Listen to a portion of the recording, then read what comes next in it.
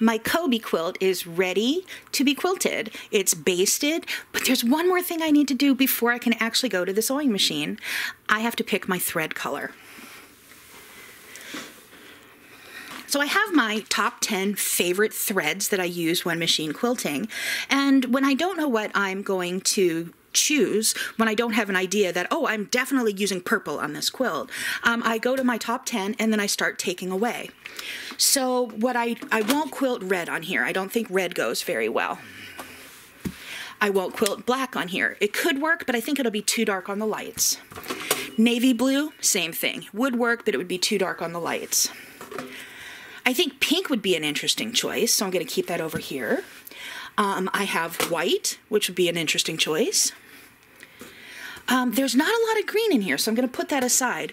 Although this shade of green blends with everything. It would work. It would read blue on the blue. It would work. Bright yellow is my neutral for most quilts, so I think that's a workable one. The tan, I think, would work great. It's going to pick up the orange in here and read neutral, plus there's a lot of brown and gold. I have a dark gray variegated that would work well, as well as a cream and light gray variegated. So I only managed to take away 4. Now let's see what this does. The yellow will look great on the orange, it'll look great on the white. I'm concerned about how it'll look on my dark brown and my dark blue. So I think I'm going to put the yellow away, which pains me. Then I have my pink. There is pink. This is pink and peach thread. This is called Pansy. It's one of my favorites. Pink, peach, and purple. I think this would look great, but then again, I also think it'll really read loudly. It'll be a high contrast to the dark blue and the dark browns. So I'm going to put that away, which leaves me with 4. And then there were 4. So I have white, and I'm going to put white aside, because again, I think it's going to be too much contrast on the dark blue and the dark brown. And then there were 3. I have 3 open ones here, and what I'm going to do is just start laying the thread out, and I'm going to puddle it around to see how it looks on the light colors and the dark colors. So I have a puddle of it here. I have a puddle of it here. And let's do a third puddle. Now, before I go judging any of this, any of these would be absolutely perfect. I would be happy to use any of them. But looking at this on my quilt with my bare eye instead of through the camera, it's the tan. I'm going to use this tan color. And this is the name on here? Nope, it's a Konfetti 800. I just don't know the name of it. But that is one of my top 10 favorites, and this is the one I'm going to use. I'm going to use a tan in the top, and this is a 50 weight cotton from Wonderfill, and I'm going to use an 80 weight of a similar color, an 80 weight polyester in the bobbin. I'm going to pull out some DecoBob, and that's what I'll use in my bobbin. Next up, what should I quilt on here? I have my machine threaded, and I'm ready to quilt my quilt. But what do I quilt on it? My favorite machine quilting pattern is ribbon candy. So the first question I ask when I look at a quilt is, where does the ribbon candy go? And I think the ribbon candy goes in these 2 narrow bands of the Koby quilt. I can stitch ribbon candy free motion without any pattern up to about 1.5 inches, 2 inches. This is wider than that. This is 2.5 inches, I believe. So I pulled out a stencil, and I have a stencil of ribbon candy. I am going to line it up on the block. Fortunately, I can see through the stencil. And I'm going to take a pounce pad. I'm using blue, so it'll show up a little better on the camera. The blue powder will need to wash out. There is a white powder that you can iron off, but it doesn't show up on all the fabrics.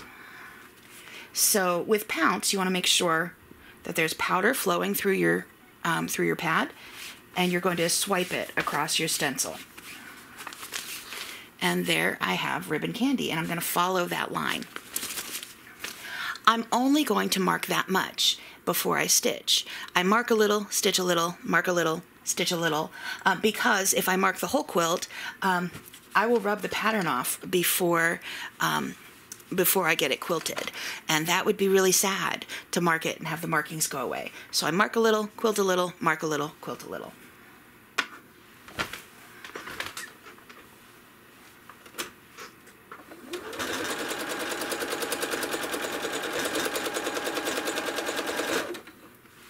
I'm stitching across the top as I go. It's going to make it easier to bind. Grabbing my Batt Scooters. I put the small Batt Scooter in my right hand because that fits better inside the space of the sewing machine. And I put my large Batt Scooter on the outside. I have my machine set to a medium speed. I have a slider bar that works like that. I can put my foot pedal all the way down and use my foot pedal as the on-off button. So I'm going to put my foot pedal all the way down and then try to follow these lines. What's really cool about the markings is that they go away. So if I don't follow the lines exactly, no one will ever know. And I am not trying to do this perfectly. If I wanted to do it perfectly, I would send it to someone who had a computerized long arm. I enjoy the process of machine quilting, and I enjoy it looking like a human did it.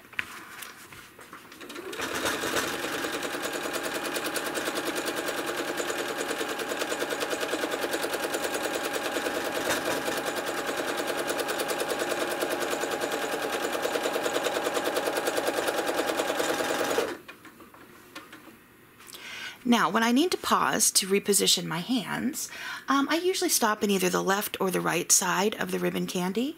I do that because it kind of gets hidden in the seam there.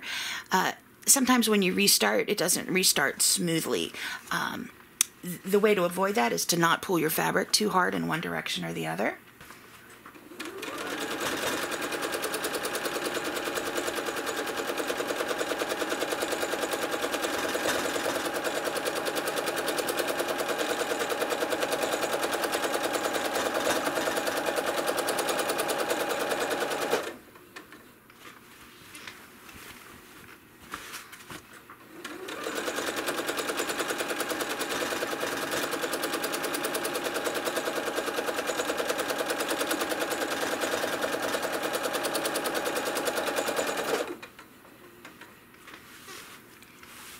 I have my machine recessed in a table. It makes it much smoother for machine quilting. And that also gives me a table here that I can mark my stencil.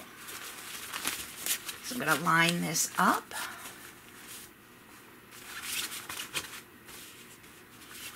Perfection's not the goal. Close enough works pretty well.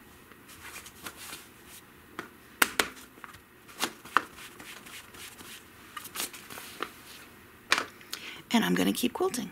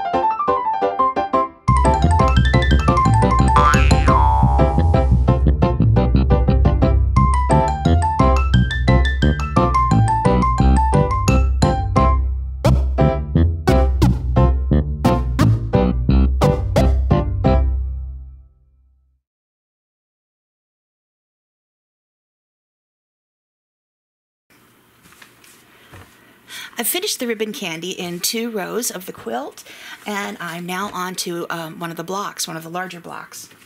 I'm using a stencil again for this, and this is an ABC stencil. It's a lineable block collection, and they all have a midpoint. So if you draw a middle line in your border, you can put a spiral this way, a spiral that way, and have them run continuously. You can also do flowers, leaves, moon, stars, etc. There's a series of these.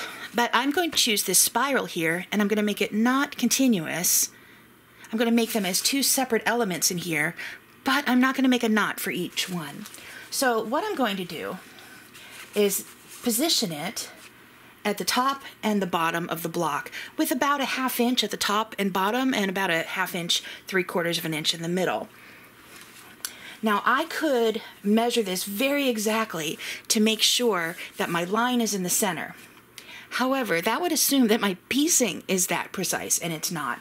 So I'm guessing at the center, and I'm guessing at the position. I'm taking my blue pounce pad, making sure there's powder flowing freely, and swiping across one, and bringing it down, and swiping across the next one. Once again, I'm only chalking a little bit, and I will quilt a little, mark a little, quilt a little, mark a little.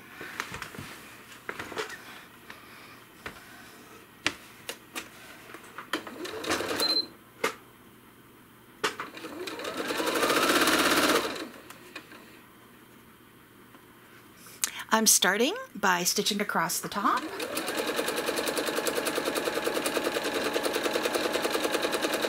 And back to the midpoint.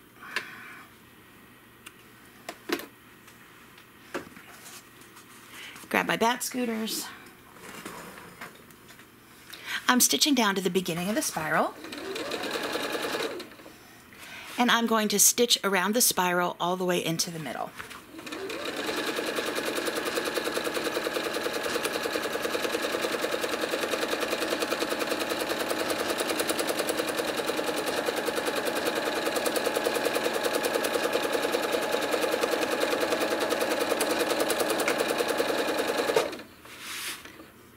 Once I'm in the middle, I can stitch straight down and stitch the next spiral, or what I'm going to do is trace it back.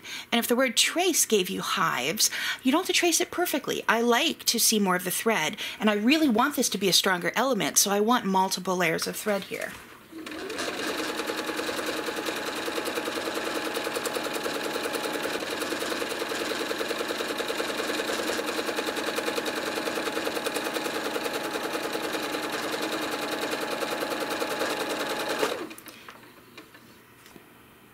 I'm back to the midpoint here, and I could stitch down to the next one, but that means this part of the line here hasn't been stitched twice, and I want to stitch it twice.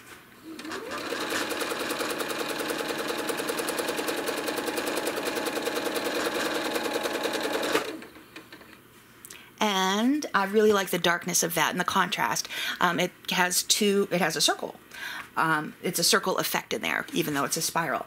And I'm now going to stitch down to that center line again and into the next.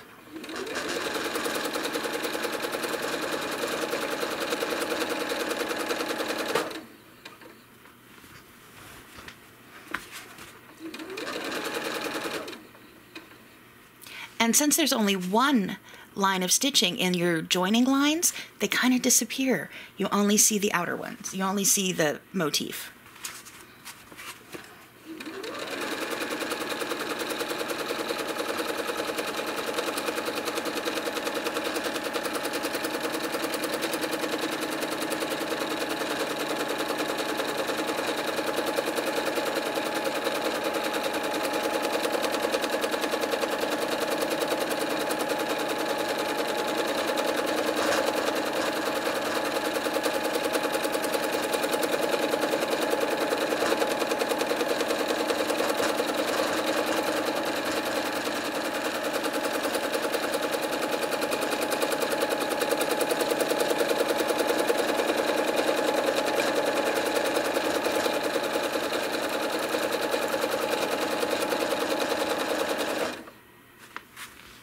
One block is done. I'm now going to mark the next one.